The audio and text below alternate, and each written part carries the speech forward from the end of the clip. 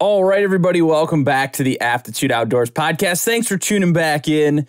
Today, I'm going to talk about a little trip I took this weekend up to Southwest Michigan, and I wanted to go after some bluegill. I was looking at the temperatures finally starting to warm up around here. It went from about mid to high 30s, basically jumped up to 70s overnight. And although, from my understanding, it's not going to be full-on bluegill breeding season yet, not in the height of the spawn. Got a little pre-spawn action going on. This is the Aptitude Outdoors podcast, where we interview conservationists, hunters, anglers, and outdoorsmen and women to bring you the greatest stories, information, and advice from the best in the world. Hey everybody, thanks for listening to the Aptitude Outdoors podcast. Just want to let you know real quick, until the 15th of May, you can use the code 15INMAY to get 15% off the entire Badger Claw Outfitters website. Not just special items, not just a certain page, the whole thing. They got a lot of badass stuff on there. Go check it out real quick. I personally love these little pouches. I take them everywhere. They got super heavy duty zippers on them. Aren't gonna break on you. Nothing worse than a shitty zipper, I'll tell you. And they aren't gonna rip either. These things are super tough. I take them everywhere with me. I've taken them all across the country. I've taken them fishing. I've taken them fly fishing, stuff in microphones, stuff in little plastics that you're using for fishing, lures, whatever. Not gonna rip on you. And when I'm on the road, I also like to use their little leather wallet. It's got just enough room for a few credit cards, your ID, and you can stuff a little cash in there, stuff receipts in if you're on business travel. Works great if you don't want to carry a big bulky wallet with you all the time.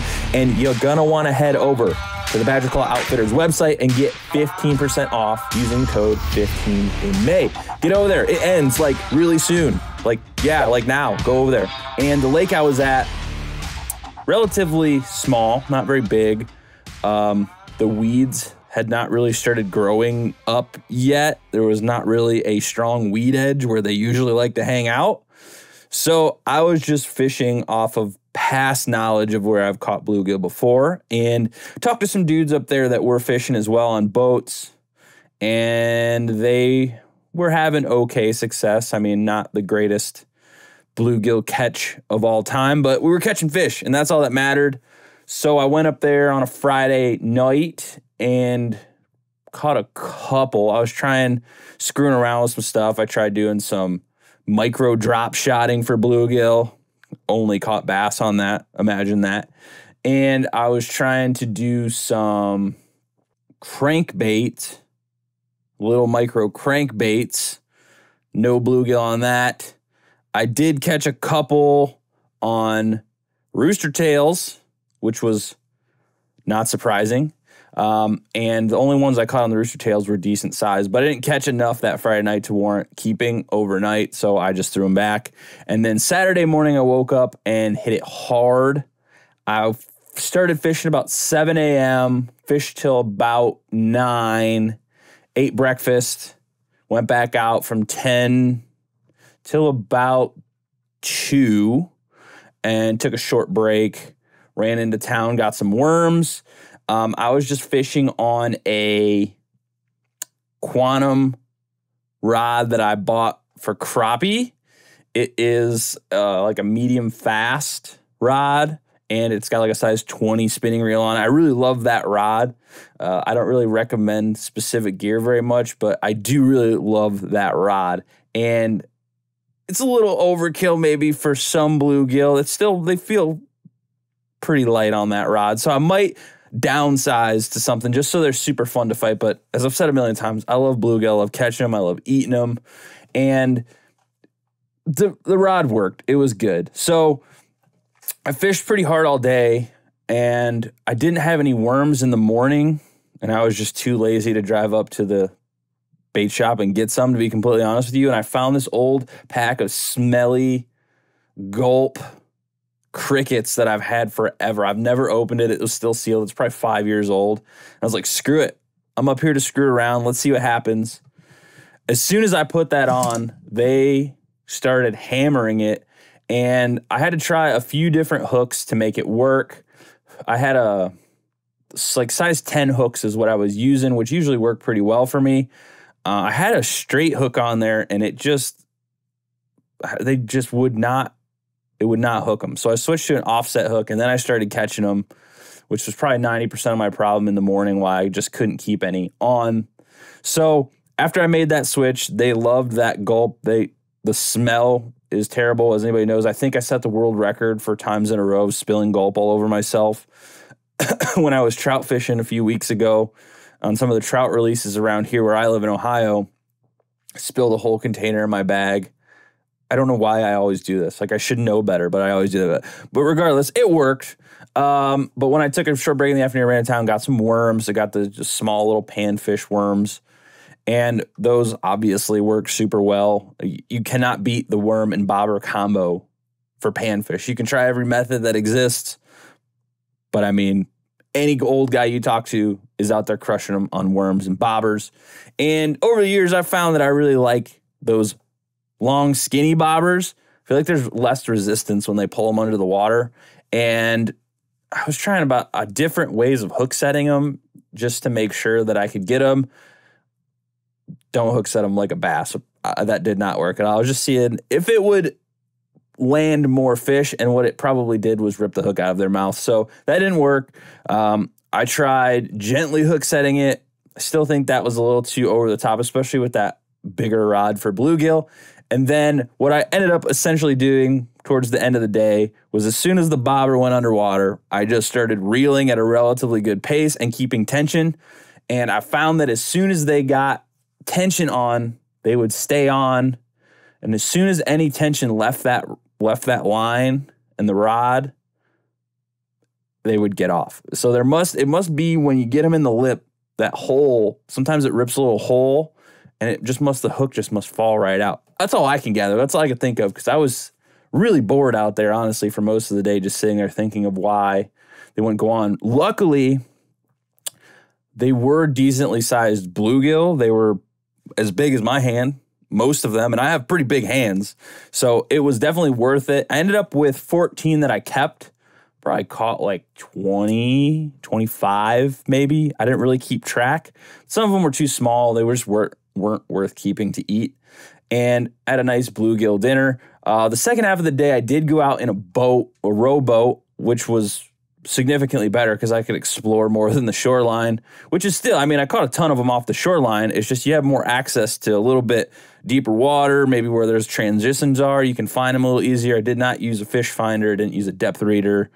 I didn't even have a trolling motor on the boat because my dad forgot the battery. He stored at his house over the winter. So I was just rowing out there, and the weather conditions did seem to affect them midday. That's why I stopped for a little bit, because it just wasn't getting any bites after a certain point. It got incredibly windy. I don't know, there was some sort of front moving in maybe, and I don't know, they just stopped biting altogether. And then right after, we had this huge rain front come in, went back out, sun started coming out, they started biting like crazy again, and that's when we caught the majority of them and filleted them up right then at the end of the day, probably 7 p.m. at night. My wife got me this awesome collapsible fillet table with a little sink in it. I love it because I used to cobble together sawhorses and put a piece of plywood over them and just sit there in a lawn chair, uneven ground, filleting these things. They're sliding all over the place on cutting boards and stuff. If you got the money, if you got like the $70 or whatever they are at Bass Pro or anywhere, I would recommend getting one of those if you catch a lot of panfish and like eating them, because they just are great. They're chest height, basically. You stand there, you cut them up, you do your thing, throw them in a bowl, good to go. All the guts can go in the sink portion, throw them in a bucket, and very simple. Now, one thing that I did do was change my line. It's the first time I've used this rod essentially since last season. And I think I had some 6-pound test on there, which I would probably like to go a little lighter, probably 4. And I tried putting some 4-pound on it. I tied a double surgeon's knot to the line from last year because it was getting pretty close to the spool. And I had some like Mr. Crappie 4-pound test that I got off Amazon for really cheap. And I put that on just to fish, get out there real quick. And I threw I almost caught 2 bass on the drop shot rig that I was using. And when I went to hook set, it snapped off the hook. And then one time I went to cast a bobber with a hook on it and a split shot, classic bluegill setup. That snapped off. So don't buy that stuff, I guess.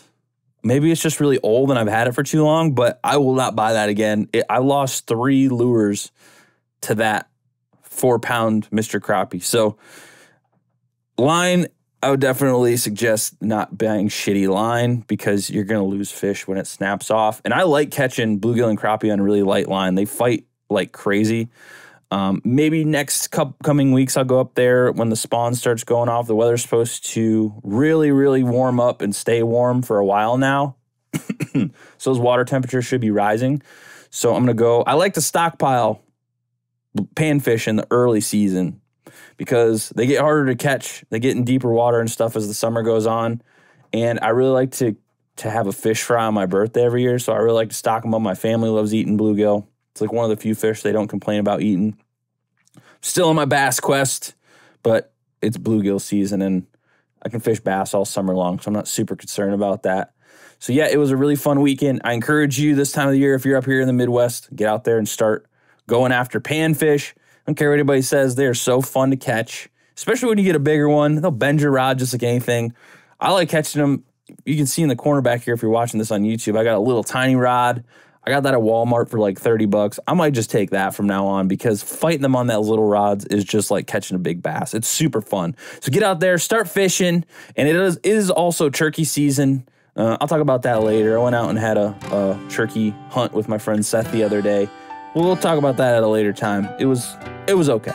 So thanks everybody for listening. Hope you're enjoying this. I'll be back soon with another episode. Hey, thanks for listening to the Aptitude Outdoors podcast. If you're getting anything out of this, if you're learning something, if it's helped you in any way, go down in the link below and buy me a coffee. Throw me $1, throw me $2. We greatly appreciate it. Just using it to keep this ship afloat. So thank you very much.